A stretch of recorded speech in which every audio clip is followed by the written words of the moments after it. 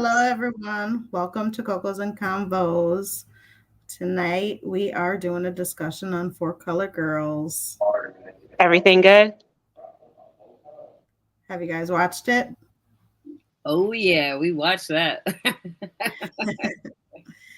What is your thought about it? Who wants to We, go first?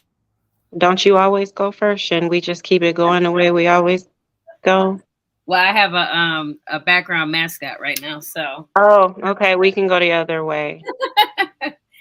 Oh, man. So I had seen this movie in 2010 with my ex-husband, and I couldn't really remember it. So I was like, I got to get home and watch this movie. I got to watch it this weekend. I got to watch it.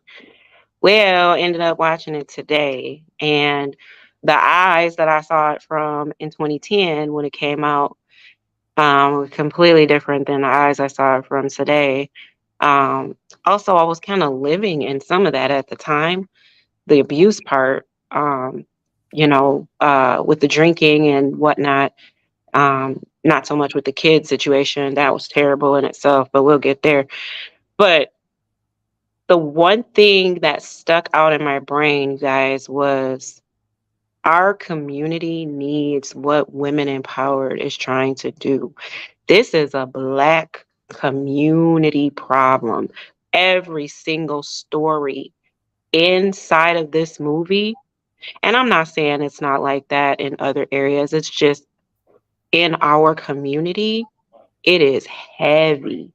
The abuse, the mother daughter, narcissistic mother daughter relationships where we saw that, the sexual abuse that stemmed from the daughter of Whoopi Goldberg's character being promiscuous, that. And then you've got Loretta Devine's character, and she's dealing with this guy and she never knows if he's going to leave or stay, or the anxieties of dealing with another human being. And the down low of the Black man, oh my god, like the down low men out here sleeping with each other and not knowing what they're bringing back. This is a community problem, like every single piece. The rape.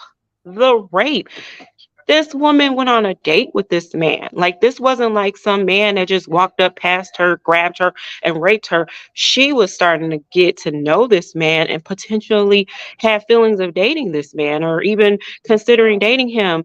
And he raped her. He raped her. Like, unbelievable. Like, our community really needs the resources and the help. Um, One of the triggering factors, and actually had me in tears, was the abortion scene. I had my first abortion when I was a senior in high school. I carried my child secretly because I didn't want to tell my mom. I was scared to tell my mom because my mom would always be like, "Oh, I'll kick you out," or that was the way that we. So you hear that and you get scared and you're like, "Oh." And so when she found out, I was, oh my God, this is so traumatizing. I was 20 weeks, 21 weeks when I aborted my son. I don't even know if I ever told y'all that. Yeah, I had no choice in the matter. You're going to go to college. You're not going to F up your life. You're going to do this. You're going to do that. And so when I saw that and I saw the tongs and I saw Macy Gray about to perform this abortion, and yes, I went to a legal facility, but I was a little girl, young child, still scared, 18 years old, scared, shitless, because it's like, you don't know what's happening at this point. You're like, and just seeing that, I did burst into tears. I was just, because we are taught oftentimes, like, to be shameful of certain things that happen to us in our lives when we weren't even given the proper tools to know how to deal with those things in the first place.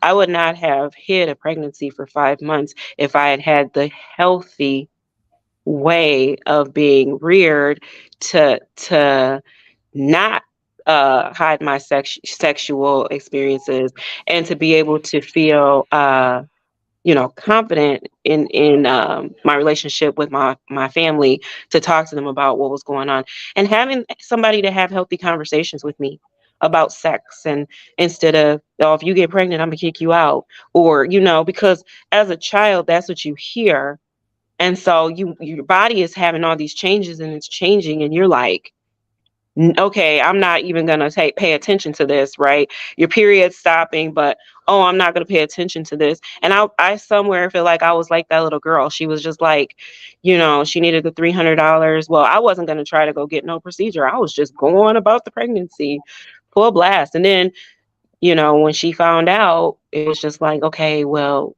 we gotta take care of this, and this is not what this is gonna be, and we're not gonna do this. And so, um it just really broke my heart to see that. And then to know how many people feel like that's the only option that they have, like as far as like being, because we don't have the tools. Like, what if Women in Power could provide the proper tools and parenting classes and courses and things like that can help people learn how to discuss things with their children so they're not in a predicament like that?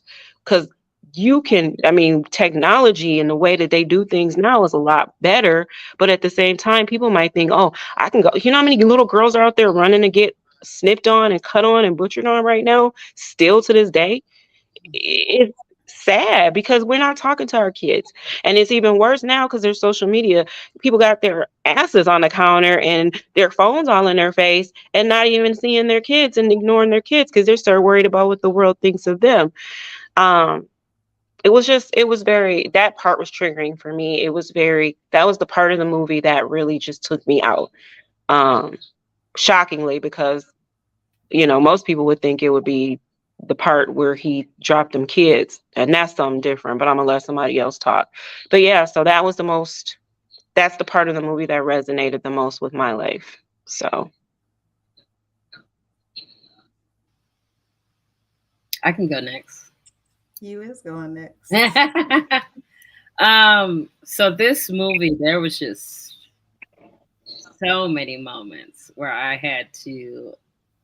I can piggyback off of what Ebony said about watching it before and then watching it with the different eyes and the different vision at a different point in life, and the part where the kids, that could have been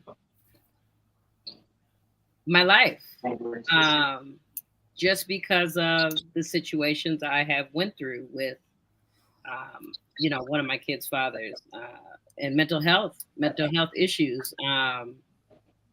It's not voiced enough in the Black community.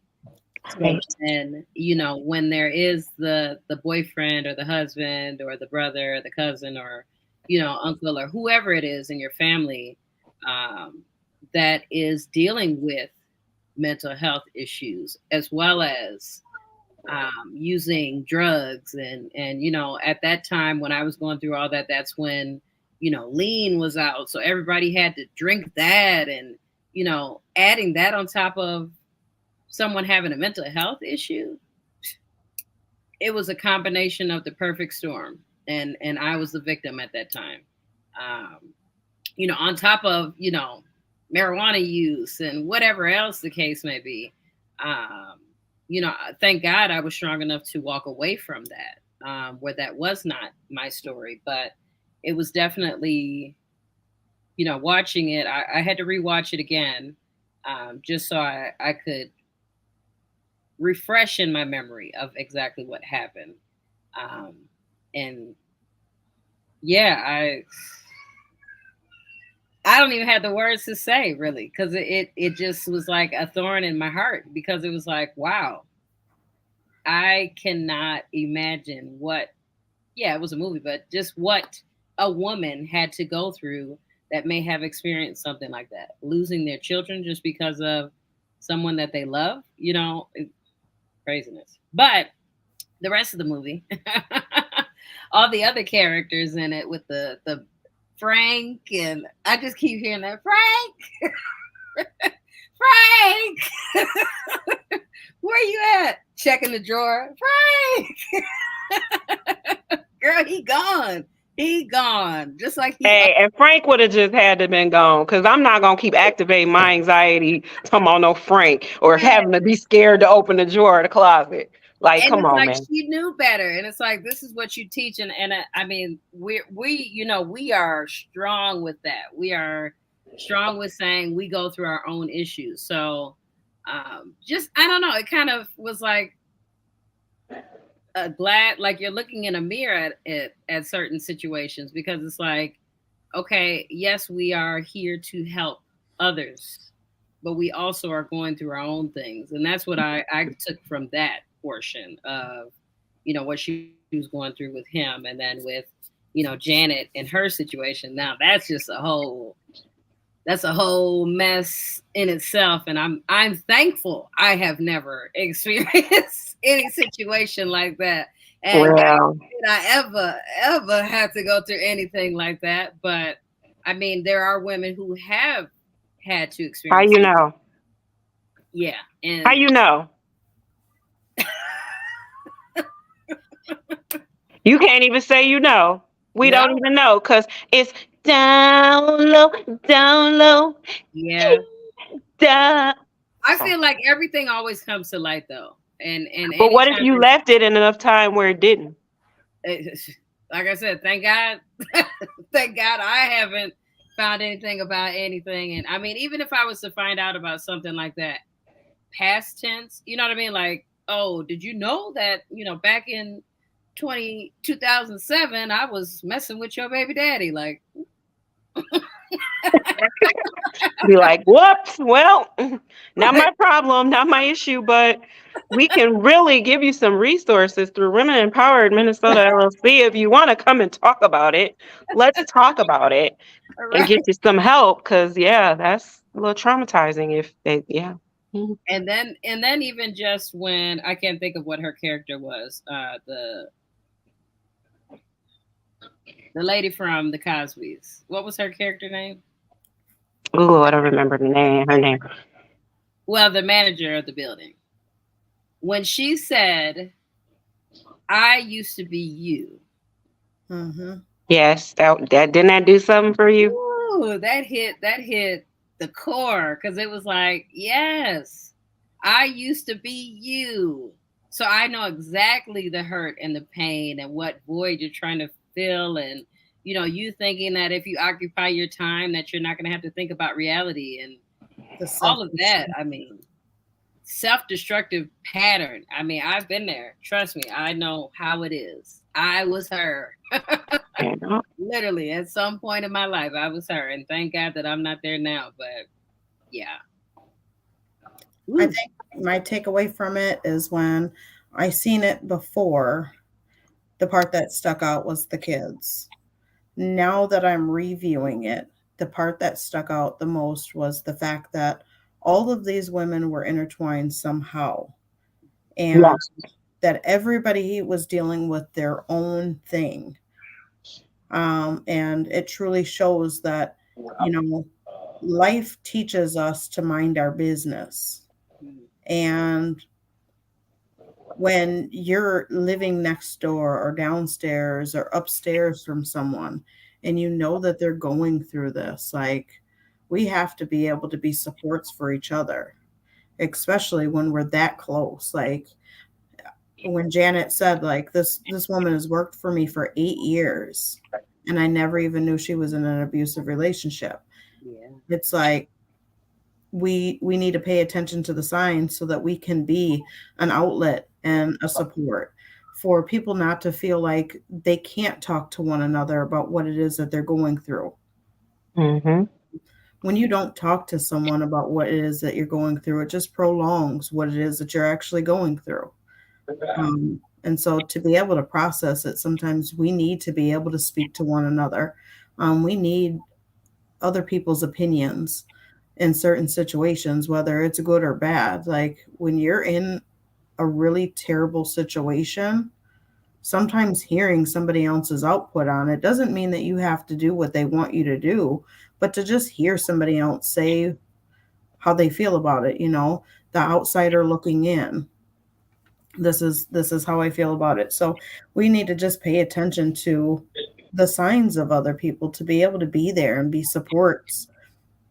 That was the part that stuck out to me. Like I didn't even think that I knew that the first time watching it. That wasn't what stuck out to me the first time watching it, was the fact that almost all of them lived in the same building. Mhm. And one of them was an employer, you know, and it shows at the end how they all ended up getting together. But it took for some children to end up losing their lives to pull them all together. Um, they were all together for the one girl going off to college, but I don't think that all of them would have been invited had the children not lost their lives, you know. And so I feel like that's what strung everybody to be invited and gathering together. And then just to know, like, all of you women are standing here and all of you have your own issues that you're dealing with. And not one of the issue is similar to the next. Like, so and it's dramatic stuff. I don't know. I was like, holy smokes, like a lot of different triggers there. They weren't triggers back then, but they sure were triggers now watching it all over. Like, somebody grab those kids, you know, somebody do something about it. When Felicia Rashad was sitting there with the kids on the couch and the little boy said, "Is that my mommy?" Like, why would you even allow him to take the kids? You've already seen the walls were shaking. He wouldn't have got no kids from me. Yeah. He would have got me to call the police or we would have been fighting ourselves. But I wouldn't have given you the kids, not knowing that I'm right next door. I'm literally seeing my walls shake. I'm hearing what's going on over there. Like, no, I Did would anybody notice? have, okay. Did you notice that she had the keys, and she had the keys at every other point, but when she should have had them keys when he was about to push them kids out the window, she's banging on their door. She didn't use them keys then, but she was using those keys after the fact. Yep. Yeah. Just rough, man. Just rough. My Like, perspective of the part where, she let them take the kids. I mean, she let him take the kids. It was more of, I look at it like she can't stop what the mother is going to allow in their lives. You get what I'm saying? yeah, Like, yep, so absolutely. it's like there probably has been a point where maybe she tried to intervene and say, you don't need to deal with this. You need to take your kids and go. But the mother still stayed. So I think it was more of like she's doing what she can do. Mm-hmm. And, her calling child protective services, her being there to babysit the kids, so at least they have time away from the house. But also not wanting to step on any toes to where now she's completely out of the picture because sometimes if you do too much, then the mother could have said, you're trying to pry in my life. I don't need you to watch them at all anymore. Yeah. You know what I mean? Like that's the perspective I looked at it, because it's like, and then in the midst of that happening with the keys and things like that, spur of a moment, you don't know where your keys are. You know what I mean? Like you're Yeah. just reacting because you hear something. So it's like, I think that was more of a reaction thing. Like, I just need to get over there. I need to get over there. I need to bang on the door. And it wasn't really thought out, because otherwise she would have took the keys and opened the door. But then, okay, if she did, then what would have happened? Would he have killed her? You know what I mean? Like there's so many things that could have happened with that. So it's like, I think she probably didn't think he would ever have did anything like that to the Oh, kids. no. Because, he never did anything to that magnitude. So, yeah. Hey, Karen. Hello. Good evening. Happy Sunday. Yeah. Y'all know what movie this kind of puts me in the mindset of, and I don't know if y'all remember it. You guys may not remember it. The Women of Brewster's Place. You guys remember that? I don't remember that, but after I watched it, that's what popped in.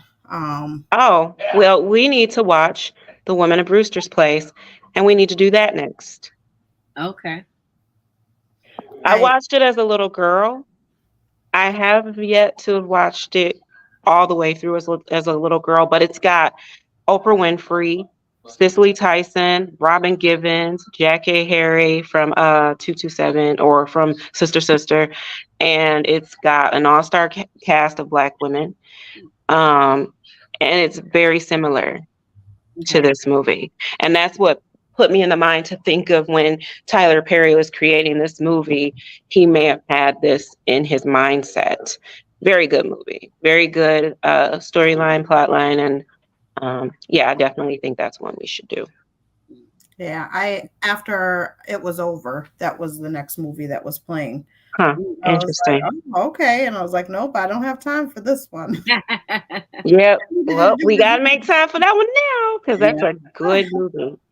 I I need was to like, watch they're gonna kill me if I don't do my video. Let me go do this video real quick, get it out the way. I don't think I ever watched it actually, so that'll be interesting to I've see. never seen it. Yeah. Yeah. And I was about 7 years old when it came out. I probably watched it when I was like 9. So yeah, it's definitely a good watch. But I say that to say because again, community, Mhm. right? So how do we build healthy communities off of, I mean, at the end they were all connected, but like I think if we have resources available to help people, while they're in the thick of what they're going through, then it would Yeah. be a lot better turnouts. I mean, that woman, she said, take you and your HIV. Mm. I was stuck. I was just thinking she was rambling on at first, like about her pain and her hurt. And she was like, I really would have loved to have seen his reaction to that. Yeah. I didn't even realize what she was talking about until she set the ring down on the paper. Yes. And then when I seen it, I was like, hold on, wait. And so I had to rewind it. And so I didn't even catch that the first time I watched it. Me either. Um, and so it was mind blowing. I rewound it. I read it on the paper and was like, oh my gosh. I think the first time and even this time when I seen it again, I didn't even expect for him to say that he randomly just sleeps with guys. Hmm. And it's like, what? Well, when he was caught in the car, remember? I didn't know it was a guy. Oh, when they My when mind automatically assumed that it was a woman.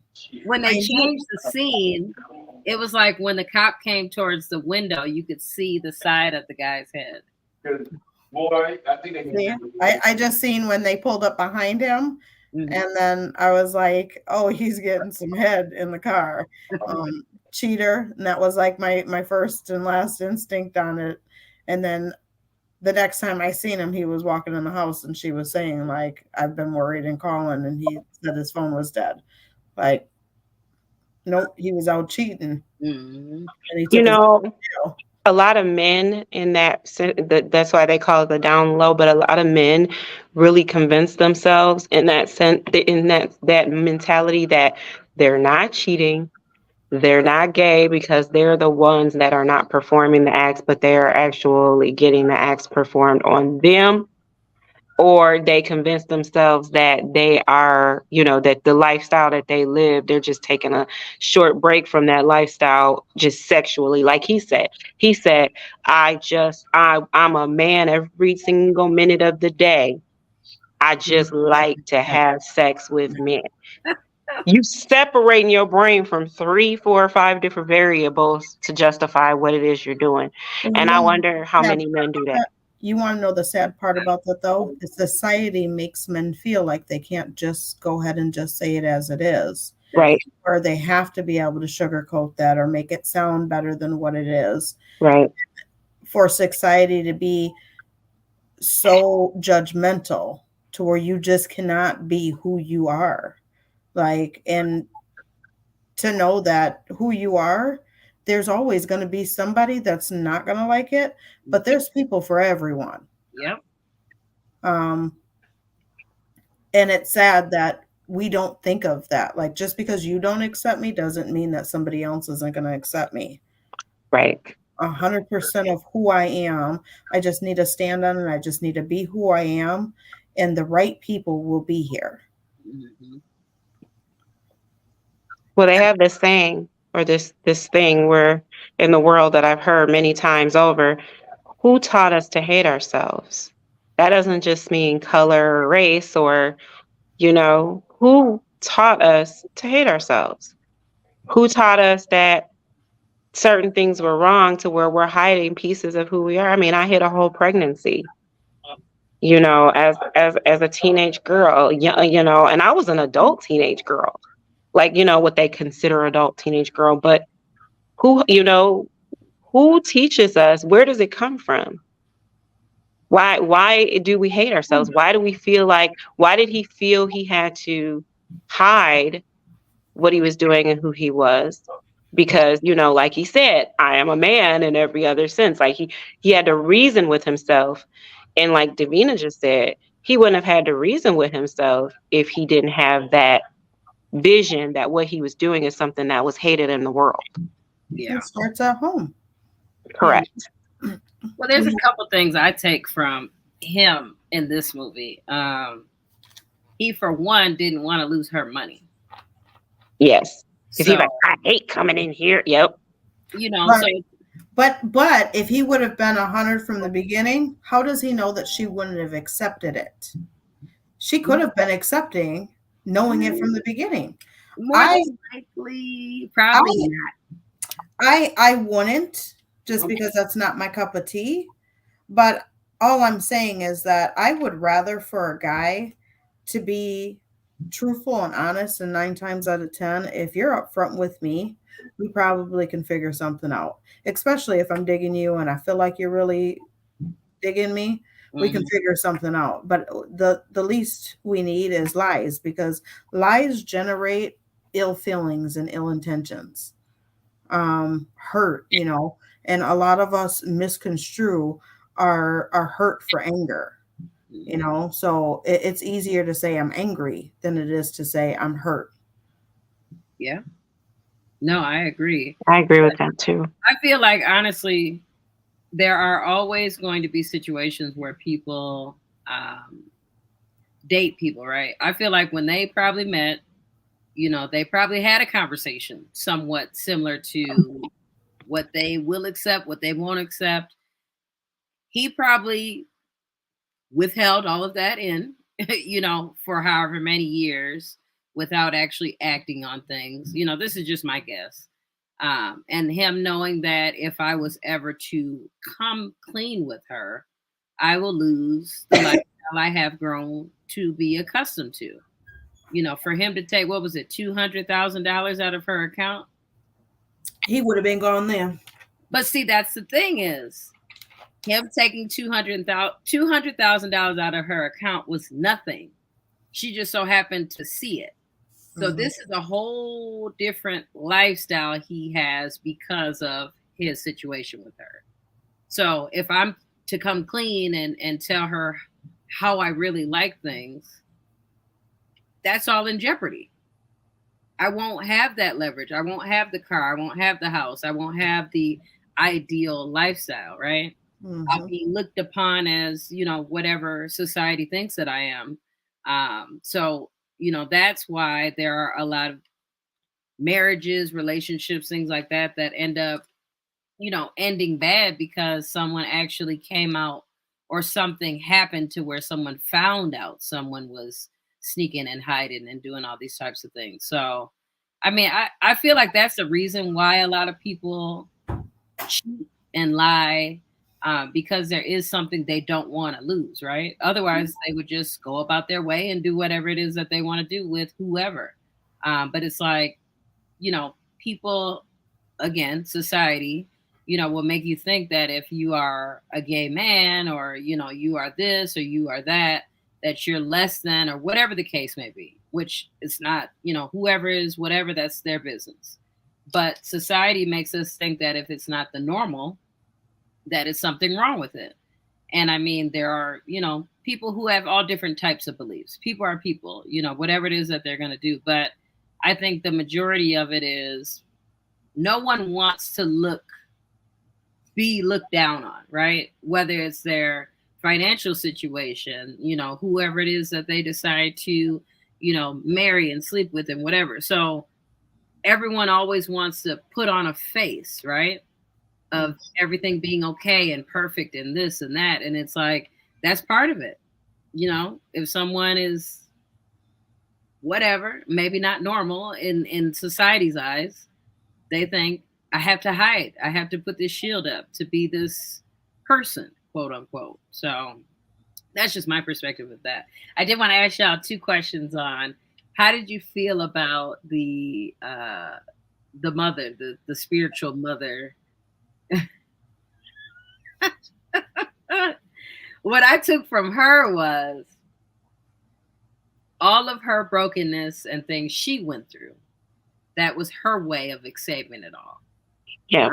And she thought that if I can try to put it on my daughters that they'll be different. The oldest one clearly was not. So she was kind of just like, whatever with her. And I don't think that she knew about it until she started to tell her daughter that her dad also was messing with her daughter. Yeah. And her daughter didn't know that her dad had messed with her either. Right. Yeah. Yeah.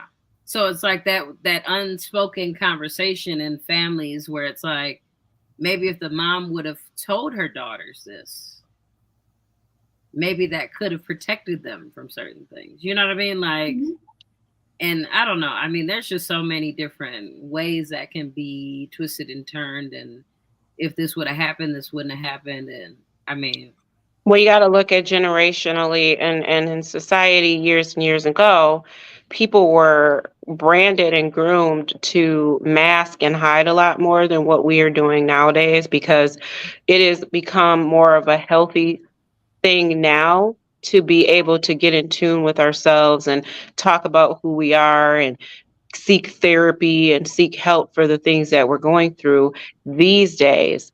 But in those days, the only way that you could even deal with those things was to internalize. And then when you internalize, you have to seek coping mechanisms. And unfortunately, sometimes those coping mechanisms aren't mechanisms that are healthy for you. And so your mind, as you get older, starts to deteriorate and eat at the stuff that happened to you starts to eat at your brain, and it starts to mess with you. And not only does it mess with you, but then it trickles down to your children that you bring into this world. And then your children, the same thing is put upon your children, and it just becomes a cycle.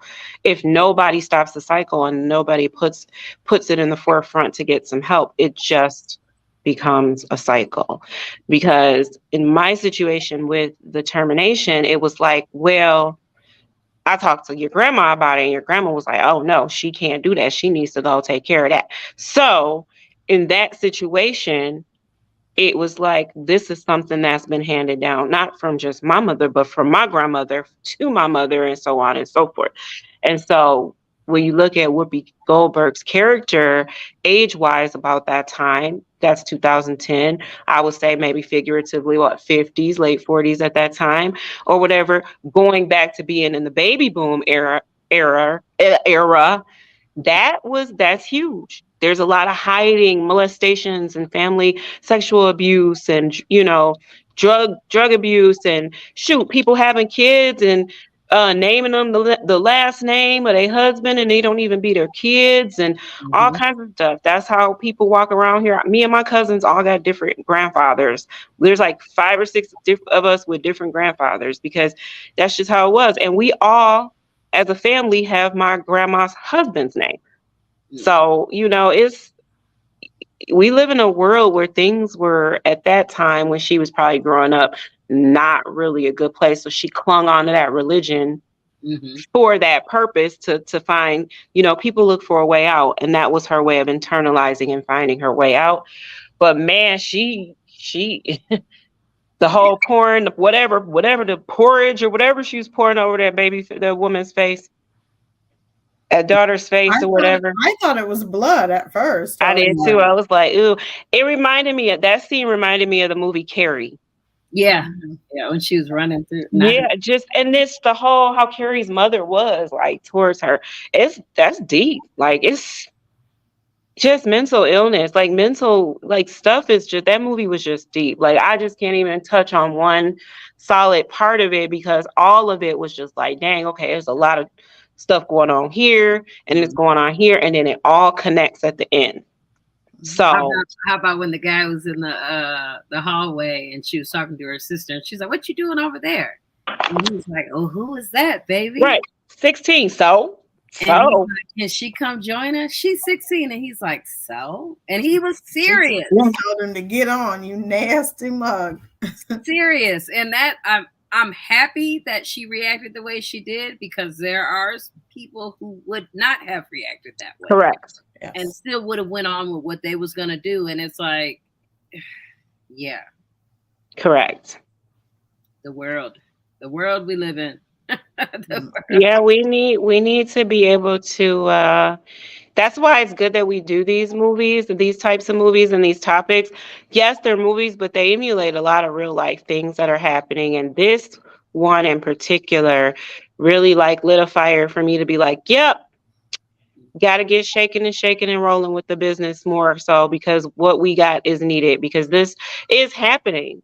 It's just not a movie. Like they made a movie, sure, but this stuff is happening. And they made a movie, and for people that were watching those movies, for us to at least let them know that yes, this stuff happens in real life. Is it okay? No, it is not ever okay. For us to be able to normalize it, that's not the normal. And so because we see it on a movie doesn't mean that, oh, well, I seen that happen before to so and so, or I seen a movie where it happened, and so that must be the normal. It's not normal. It's not okay. We have to all do better. We have to do better with our generational curses. We have to be able to break those chains. We have to be able to be a better community to one another and support systems. We have to be able to team together. It really does take a village to raise a child. I used to always laugh at my grandma when she said that, like, it does not take a village to raise a child. I can raise a child by myself. No, that was my young mind. Now that I am older, I realize like life is so much easier with supports. Natural supports are the best supports one could ever have. I agree. Yes. I agree. I was just gonna say something else. I'm trying to think of what I was gonna say. Oh, something I also took from rewatching the movie is that all of these women were affected by a man that was in their life. Mm-hmm. And the roles could be reversed though. This could be women that are doing this to men as well. And so either way it goes, it is not okay for us as women to do it to men, or for men to even be doing it to us. What is good for the gander is also good for the goose. And it just should not be happening. If you're experiencing it, you should reach out for help. Talk to somebody about it. It's just not right. Yeah. I also, when I seen Loretta Devine's character talking to the group in the room, I was like, women empowered. I was thinking that too. And then when she went to go try to talk to Janet the first time about the whole, basically trying to help her, and she was like shunning her, I was like, I hope that don't happen to us. I know. He said, there ain't no color in this room, none, not even you. Right. I was like, oh no, I hope this don't happen to us. Yo, I was thinking about that. I know. I was like, wow. I was gonna try to find what that statement she was reading. In the last part, like when old girl was getting, hurt in her apartment and all that was going on. I was gonna try to find that so I could read that, because it was like, and then also another part that I literally paid more attention to it this time was what is her name? Macy Gray's part where she was talking. And if you pay attention to what she's saying, she's not making any sense. Yep. Like everything she's saying is just, she's like ladies kissing that are smiling, and It like everything she said is very distorted, and she said she was once nice, but being nice now is fake, and there was just so many different things she said where I was like, wow, there are people who are that hurt and broken to where they don't care if they hurt other people. At all. That's what I got from that, because she basically was saying like, the world has hurt me, so I don't care Yeah. if what I'm doing right now is hurting you. And yet you're about to trust me Yes. to in your hands to do this. And yeah. And the fact that she went over there, I thought she was pouring her a drink. I was like, oh, and she's smoking a cigarette and she finna get drunk. And then all of a sudden she poured it over the tools. And I was like, oh, nope, that was what killed it. Like, no. Well, she looked at it like, that's that sterilization. I got to do that. But there was other stuff swimming in that bucket. Yes, there was. There was other stuff swimming in that bucket. She's like, well, I tried. A no for me, man. Mm-mm. No. And just to know that is like going to be probably the new norm, is many states that are trying to make abortion illegal, for anybody to think that abortion should be illegal. I think that a woman's right is just that. It should be your decision on whether or not you think that you're ready. No one should be forced to have a child. Having children is a life-altering decision. And that is just my personal opinion on that. I couldn't see, like, if time was to reverse and I was to go back to me being a teenager. I was pregnant at 14. I had an abortion, and like you, Eb, my mom gave me a decision: either get out of her house and take care of my child, or get an abortion and I can stay. And I had nowhere to go. I had nobody to turn to or look to. And as horrible as it was to stay, it was the only place that I had. And so the decision that I made was to get an abortion. And I don't know what my life would be like right now, having a child at the age of 14. I can't even imagine it. It would be crazy. I found it. Y'all want me to read part of it? Yes. Okay. I don't know if I want to read all of this, but it says, somebody almost walked off with all of my stuff and didn't care enough to send a note home saying I was late for my solo conversation, or 2 sizes too small for my own tacky skirts. What can anybody do with something of no value of an open market? Did you get a dime for my things? Hey man, where are you going with all my stuff? This is a woman's trip and I need my stuff too. Ooh, and about. Honest to God, somebody almost ran off with all of my stuff and I didn't bring anything but the kick and swag of it. The perfect ASS for my man, and none of it is theirs. This is mine. Juanita's own things. That's my name. Now give me my stuff. I see you hiding my laugh and how I sit with my legs open sometimes to give my crotch some sunlight. This is some delicate legs and whimsical kiss.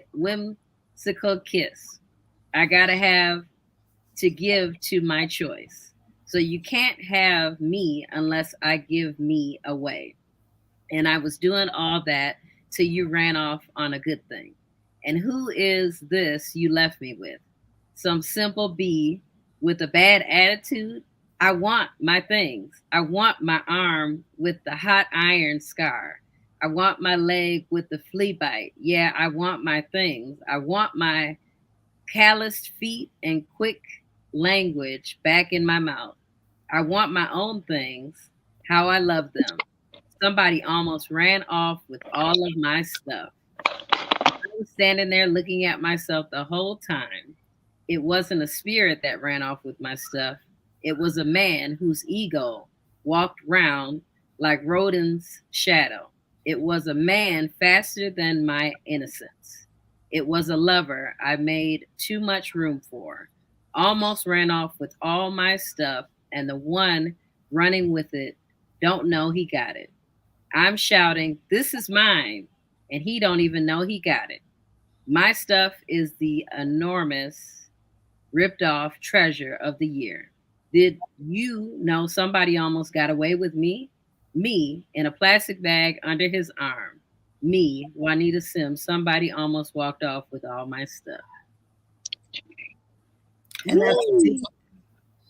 And that's deep because we water ourselves down and we change ourselves All the time. All the time. to The prove part our that love. he walking off with me and don't even know he got me. Yep. Whew. How many times have we had that happen?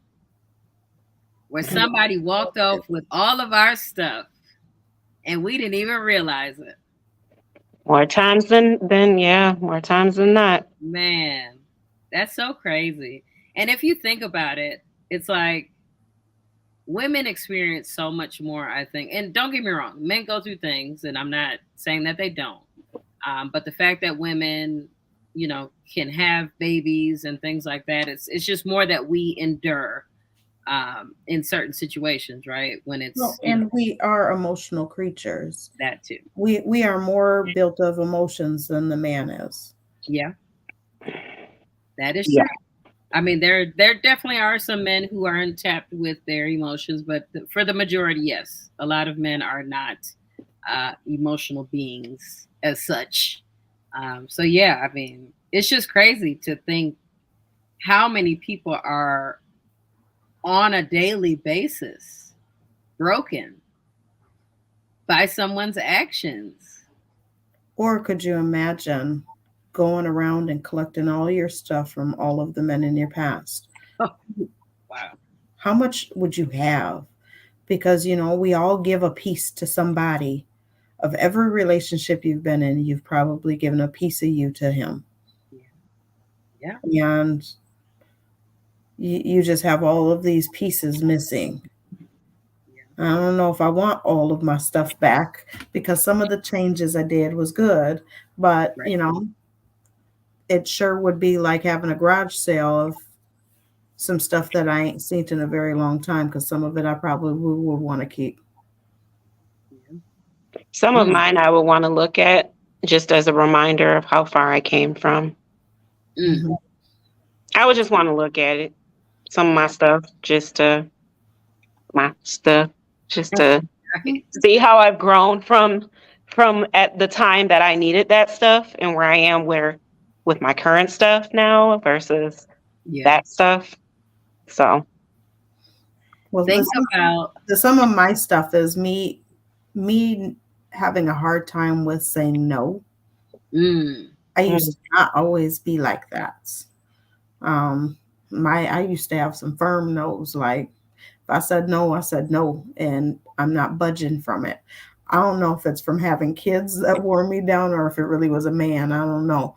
But now it's like my tolerance for my no is really short.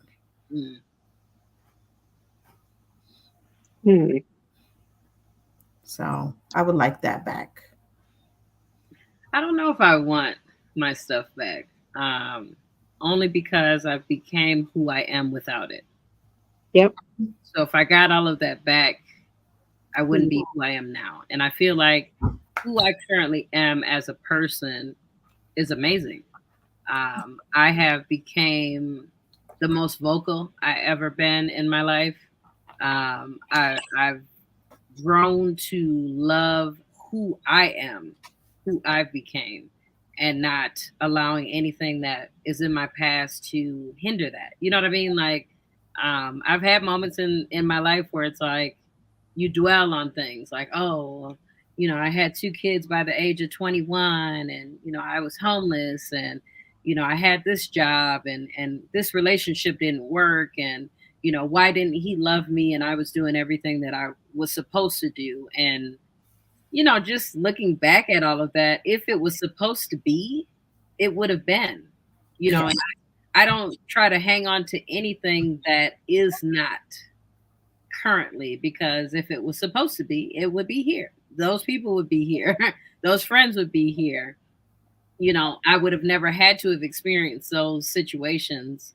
And I feel like it's all made me grow into an amazing woman. And you know, I say it all the time, with women empowerment, like it's made me to have that voice for ladies that maybe are going through what I went through at that time, to be able to help them so they can see, like, this is not your end.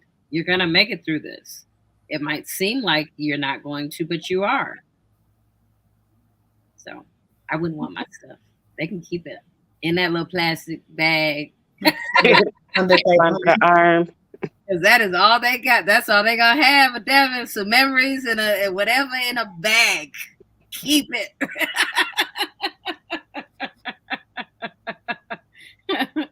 Oh man. But yeah, that was a good movie. That was, whoever picked that was a good choice. I don't remember who picked it. I don't either. That was a really good choice. And let's see, was there something else I wanted to say about that movie? And we don't have to do the Woman at Brewster's Place right behind it. I think we were going to do, what were we going to do? The Color Purple? Color Purple. Yep. We can do that. Yeah, we can keep it in. See, I was just saying, throw that in there somewhere. No, we could definitely put it. Let me add it to the list now so I don't forget about it. Yes, I do have my notepad right here. Very good. Anything else that stuck out when you watched it? Davina, is this your second time or first time watching it? My second. Okay, so thinking back to, I can't really remember how I felt when I watched it the first time. But watching it this time, it kind of put on some heartstrings a little more this time. I think when I watched it the first time, I was still coming out of my self-destruct mode. I stayed in my self-destruct mode a lot longer than I think most people. I don't know how or why. I had a life-altering event, as if you know, that God knew he had to do something dramatic to stop me in my tracks, because I was going down the wrong path and I was going head first.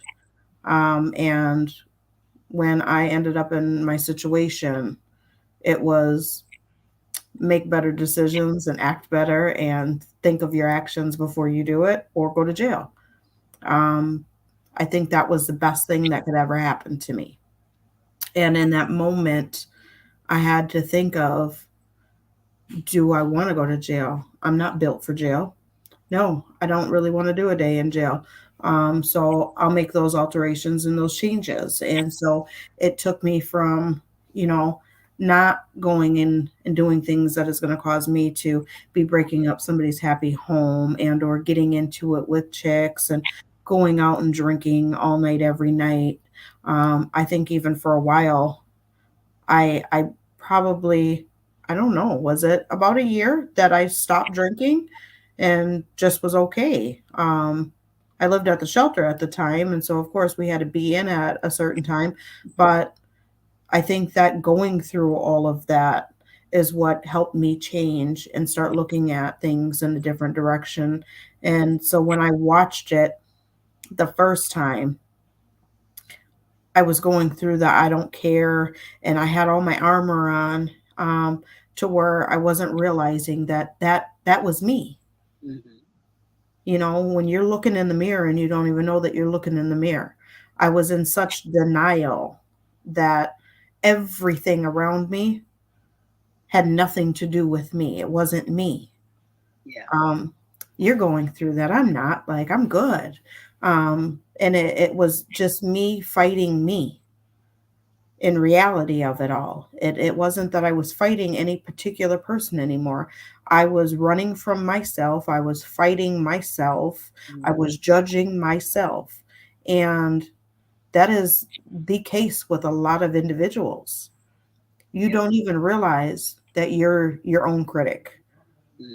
that you are battling nobody but you. Yep. And so when I watched it the first time, it was like, it's just a movie. Like, dang, that was good. Watching it this time, it was like, damn, I resonate with a lot of those scenarios. Um, a lot of it's triggering, like, holy smokes. And so it hurt watching it the second time. Like Derek was sitting here and he was just laughing and he was like, babe, what is wrong? Like, you're smiling, but you're crying. I don't know what to think. And I was smiling only because foolish of me, of when I seen it the first time, my intake and my process of it was totally different. Hmm. And I was crying because that is some hurtful things that people have to endure in life. Like, and everybody lives in the same building and nobody can handle dealing with anybody else's issues because they're dealing with their own. And Right. so we walk around on this earth on a daily basis, not even knowing what the other person is going through. Hmm. We pass by people day by day, not even knowing what it was like when they woke up this morning. Yep. I And used to think that. I- don't put that first. You know what I mean? Like, all we know is how we feel and what we're going through. yeah. And so forget what you're going through and how you feel and what happened to you. It's about me. And it shouldn't be like that. Yeah. Like, that is heart wrenching to know that we are probably the only race that is not stopping and trying to build each other up. And we got to do better by that. I agree. We have to stop looking at our sisters as our competition Hmm. Yeah. or our enemies. We have to stop looking at our brothers as weak men and start lifting them up as well. Like, it takes it all because after I build up my sisters, what happens to the men out here? Hmm. So we have to be better with our men. If it's just not working in the relationship you're in, then say it. Yeah. We need to speak on this stuff. We need to be more vocal. And what is the craziest of it all is we also are the only race where the women are usually the pillars of every family. You don't hear about, granddad. You hear about big mom. Yep. And so if we are the ones that are the pillars of the family, we absolutely need to do better. Yeah. I agree. I agree 100%. I look at you all emotional. That's what we here to do. You know we're gonna do that. And I think that's another thing is that it's so disheartening to know that there are people who wouldn't care less Mhm, if the next person was drowning mhm. because it's not my problem. Right. But you can easily just extend your arm and help that person out. And I think that's one thing that people don't even realize they do on a regular basis. Like there are things that, of course, there are, there's going to be situations that are above what you can do, what your ability is, right? But just to be able to help someone else, even if it's the smallest thing, Mhm. will improve humanity significantly. If we all just so happen to, I mean, and it's so shocking. Like when I am out, if someone's walking behind me, I will keep the door open for them.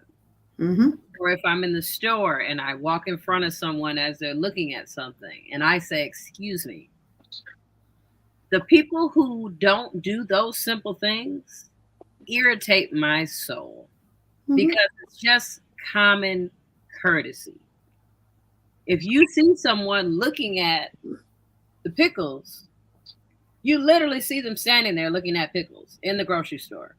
But you will walk right past them, might even stand in front of them as if they don't see a person. It's just like you just have no regard for anyone else. You know what I mean? Like, Or if you're driving and you see someone that maybe might looks like they're in a hurry, let them go. Like they're it's not gonna hurt you any by just Just being slow down. courteous. Or if you see someone driving and they don't have their lights on, flash your lights. It's that simple. Mhm. Flash your lights so they know that their lights are not on. That will cause them, less, you To know, get pulled over and or in a car accident, right? exactly. Like there are just those simple things that I notice that a lot of people do not do. And it's like, I don't understand where whatever happened with the world and everyone just became so self-centered. I'm gonna tell you my theory on that.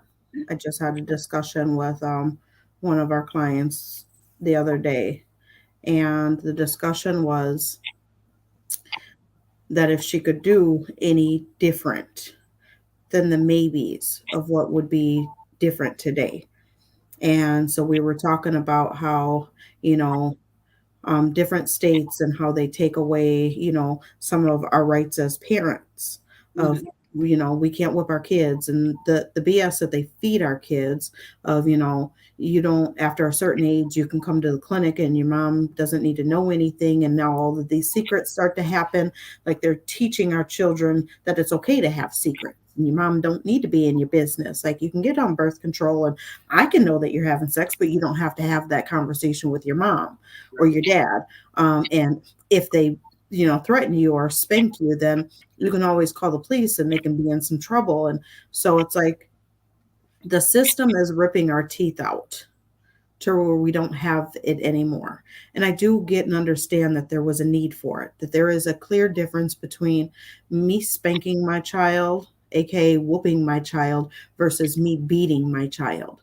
I Mhm. do understand that there is a fine line in that. And so I do not condone beatings, but I do think, growing up getting whoopings and having the fear of my mother or my grandmother or the neighbor lady that I knew could tear me a new ASS, um, that it kept me from not getting into certain things Mhm. or not doing other things. And so we have the system that comes and it takes away a lot of our rights. And so it's hard to parent a child that is in your home and being disobedient. And so you kind of throw in the towel of, you're in my home and you're being disrespectful, but if I put my hands on you, you're going to call the police. And now these people are going to be all up in my business. And I ain't got time for it. I really don't have time for anything. I work, come home and have to take care of all of you. And now I got these people in my business. And I said, and the problem I think with that is we have to stop letting the system fear us. And my advice to her is, and my children had known that I'm not afraid of the police. I know my rights. So I have had CPS called on me before. And when they came to my house with my daughter, like, if she feels like she's going to fear to live here, please tell her what's really going to happen because she's under the impression that you're going to come and there's going to be a punishment to me. You're going to arrest me and she's going to live happily ever after in my home. Can you Mhm. please let her know what's about to happen? And so Yeah. when they told her that they would be removing her from the home and she would be going to a foster home, oh, immediately she was not in any fear of staying at home anymore Right. because she realized that it wasn't something that was going to happen to me. It was something that was actually going to happen to her. And I had even CPS come out again for a different daughter. And the lady was in my home and saying like, I need to give her her cell phone back. I paid for it. I paid the bills on it. It's mine. I'm not ever giving it back to her. I'm selling it. She told me, ma'am, you can't do that. Yes, I can. And matter of fact, you can get the heck out of my house. Like, if you're going to take her, take her. But you're going to get up out of my house. And it's those little power struggles that they will come and they will lead you to believe that you have no rights. But if you know your rights, then they can get the hell up out your house. Same thing with the police officer. The police officer told Katina it is not a crime for you to run away. So she continued to run away. But then when she came back home and she got her life back on track, got back in school and was getting ready to graduate, all of a sudden we got the paper in the mail saying that she had a court date. She had a court date because it was a crime for her to run away from home. And so when I had to explain to the judge that they need to do better with the system of back in the day, the police used to come out, and when you had a combative child, they would help you with that. But we do have some officers that just don't want to play ball like that. And so he was trying to tell her, like, you don't have to stay here if you don't want to. Well, she won't then. And it is what it is. But a lot of moms will not challenge that. If you're an officer and you show up at my house, I'm going to do what you say. And a lot of moms are not intact with what their rights are, especially an African American mom. You know, I don't want to have to deal with possibly losing my job because I could be arrested.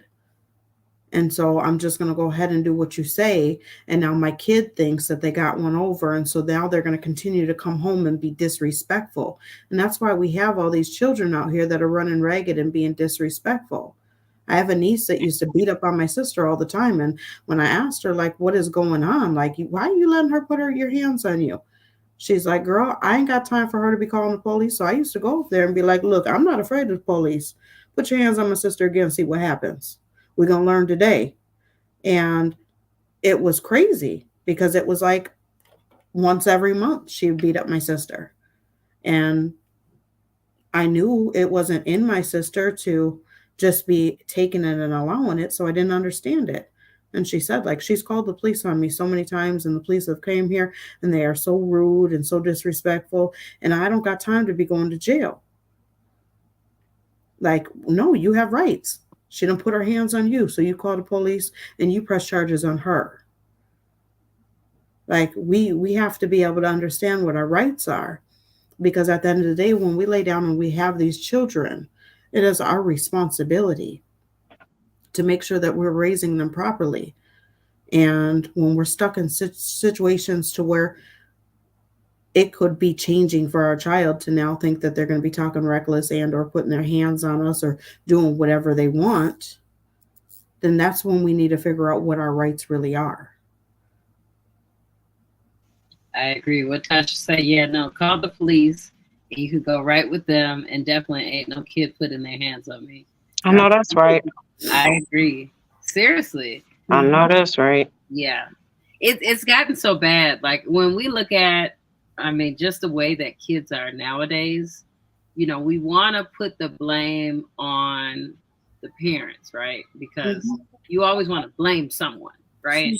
But it's not just the parents, because everything in the whole. It's the world. It's the music. It's you know what is in and what isn't in, and it's the kids in school, and it's so many different things, so many different layers to it, to where it's like everything. Yeah, you could literally have a 2-parent household that both have jobs, not on public assistance, not doing anything negative, avid churchgoers. You know what I mean? Like they could be the greatest parents and their children could still end up doing everything that they taught them not to do. So it's just so heart-wrenching when people try to say, well, what are the parents doing? The parents did whatever it was that they could do at that time. With the tools they have. With the tools that they had. And it's like, okay, did this parent really, you know, ever go through situations like this? With my kids, you know, I have 2 teenagers, and it's like, I mean, my daughter's 19 and the other one's 16. Have I ever experienced having 2 teenage girls? No, I've never had that before. So there's certain things that happen to where, you know, I might have not known how to react a certain way, or didn't do things, you know, to prevent certain things from happening, you know, the trickle down effect. But I mean, parenting has no, you know, they could say there's manuals on how to be a good parent. There's none. There's no way you can be prepared for a human being to do whatever it is that they want to do when they want to do it. Every individual is different and every parent is different. So when you put those two difference together, Yep. There is never going to be the same two, Yep. ever. It might be similar, but never the same. Yep. And But I think that that's why it's important for us to have women empowered, because we do need to be able to help with resources and connections of natural supports of, you might not even know that you have rights, but you might meet a friend here on Women Empowered, mhm. and they might tell you of a situation and connect you with some resources that you can get to help you with your child. Yep. um, we need to be able to get ourselves in line so that we can get our children in line, and so that we can hold the system accountable for what they're supposed to be held accountable for, because it's not just one, like you said, one area's problem. It's the world. And Mm-hmm. so everything needs to be corrected. But I think that that's also half of the problem, is we're always trying to make corrections and fix things that aren't broken. True. That's true. Tasha said Everything every always child. needs to be upgraded. She said every child is different, and I have to parent each of my own kids differently. I agree. Mhm. And sometimes the way that kids see that is that you're showing favoritism. But it's not that, because there is different connections that you have with each of them. You know, their personalities are different. One of them might like to do certain things with you that the other one doesn't care for. So it's just about learning your kids, and having that communication with them too, because I've definitely heard that before. Well, why does she get that and I don't get that? Well, it's because you got what you like. That's why. That's why you get All of, what she likes. all of my daughters ask me, why is it that I have never spanked Jaden before? Jaden has not had not one spanking a day in his life. And I said, I've never had to. Yeah, because he's I, different. He's different than them. I just have to have talks with him. Yeah, I'll go and I'll have a hardcore talk and it will never happen again. And yeah. he makes sure of it. I've never had to worry about him talking back. I think there was only one time where he balled up his fist and started yelling, and I told him, no, not me. You better hurry up and I'll ball them and sit back down, because all you're doing is making me angry." Right. And he understood, like, okay, like, let me get it together. And I think that that was the only moment in life that we've ever had. But for the most part, what it was, the difference in it, and what I had to tell the girls is, I was younger when I had them. Yep. I'm older and a lot more wiser now. Yep. And I get and understand that I don't have to hit you for you to hear me. Right. Had I known that back then, things probably would be a little bit different. But it's crazy because it's a double-sided sword. Because if you ask Alicia, Alicia said, like, the best thing that ever happened to her was for her to get weapons. Mm. For her to have the fear of, mom is going to mess me up if I do this, helped make better decisions in her life. Mm. And that she thinks that if she was to remove that, life wouldn't have turned out the same way for her. Mm. And so I What's don't know. what's the jurisdiction on you talking about you whipping your kids on YouTube and Facebook Live? They gonna come get a case on some adult kids. They can come get them. I ain't afraid of the police. They can come get them. Come take them home. No, I'm joking. They know Um, I will. but no, for this movie, any other takeaways for this movie? Because we over an hour now.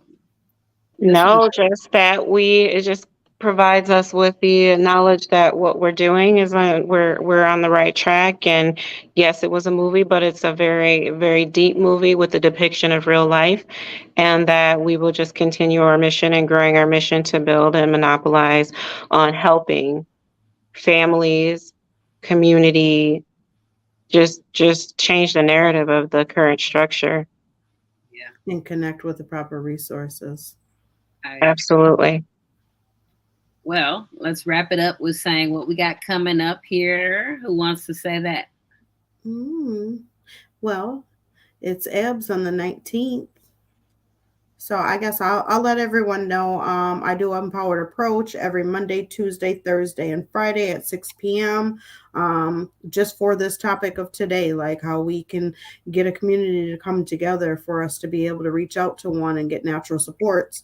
Log on and talk or listen. You can either be an ear for a sister, or you can go ahead and you can let me know what problems that you're dealing with, and I can help you with resources, and or we could just talk about it. Um, I think that it's very good for both ends of it.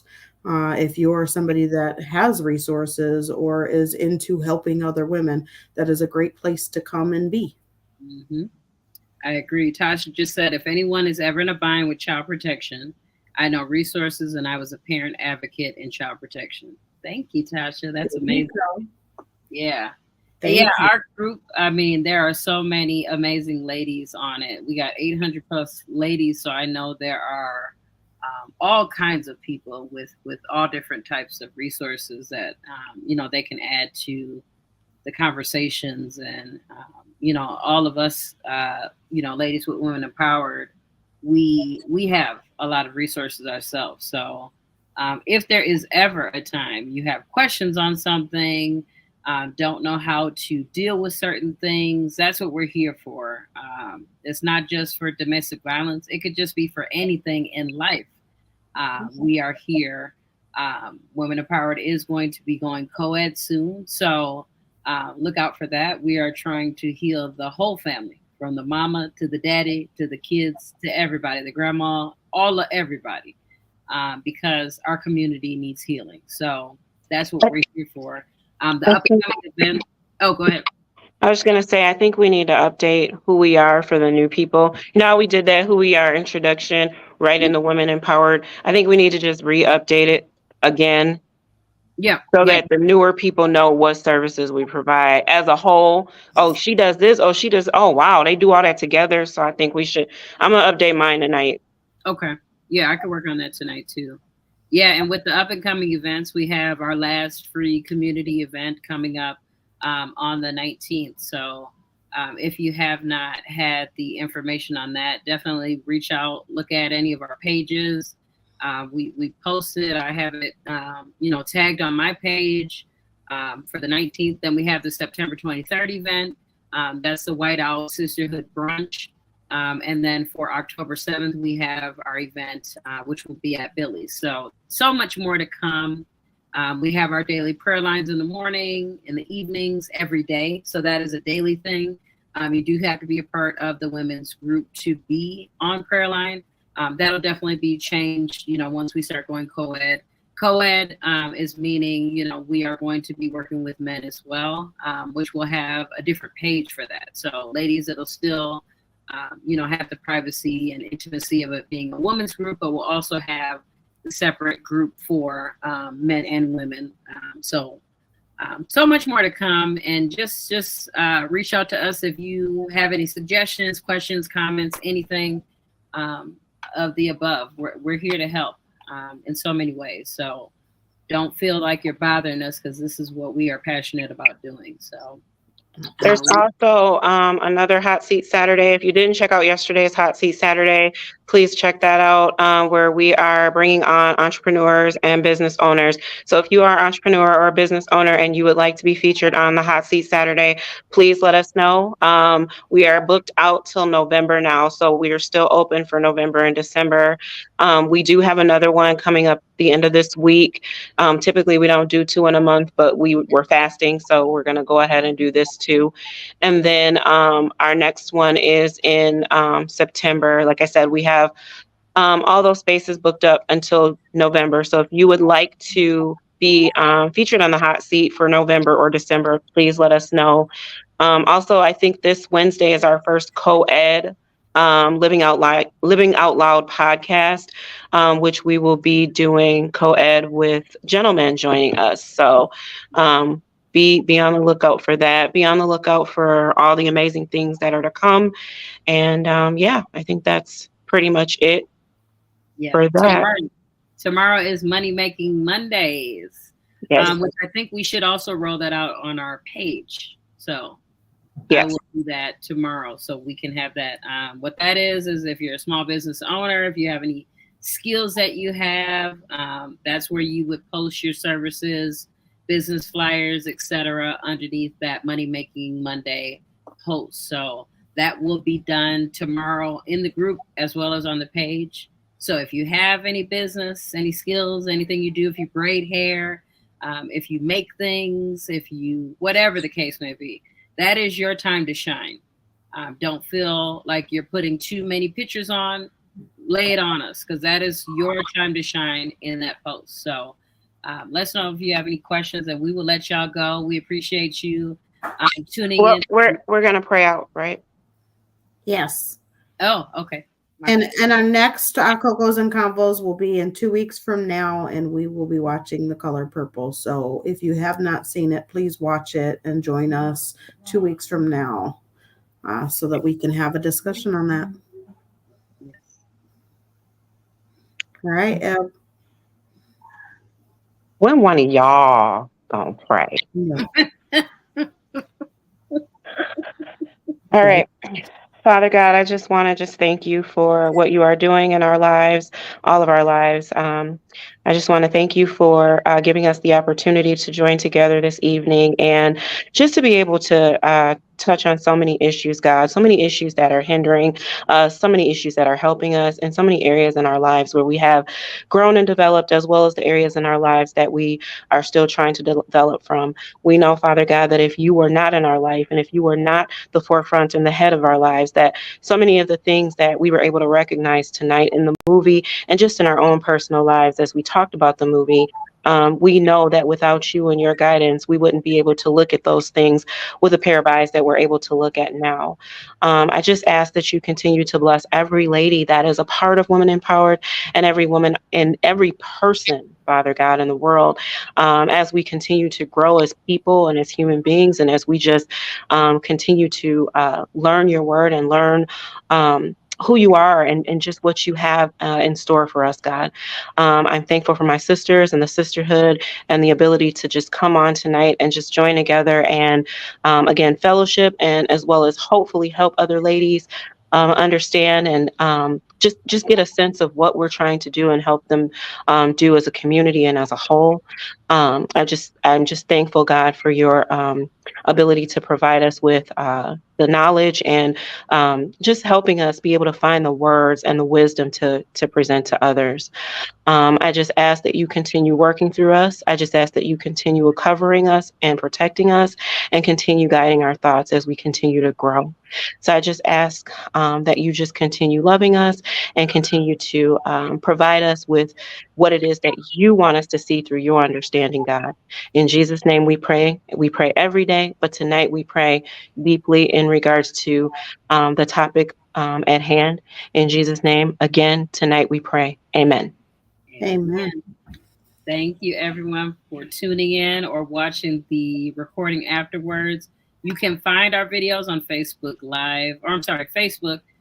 We'll have the recordings, but we are also on YouTube. So you can find us at Women Empowered MN LLC on YouTube. So we appreciate y'all. Y'all have a good night. Good night. I like this little long one we just did. Have a good night, y'all. Good night. Good night.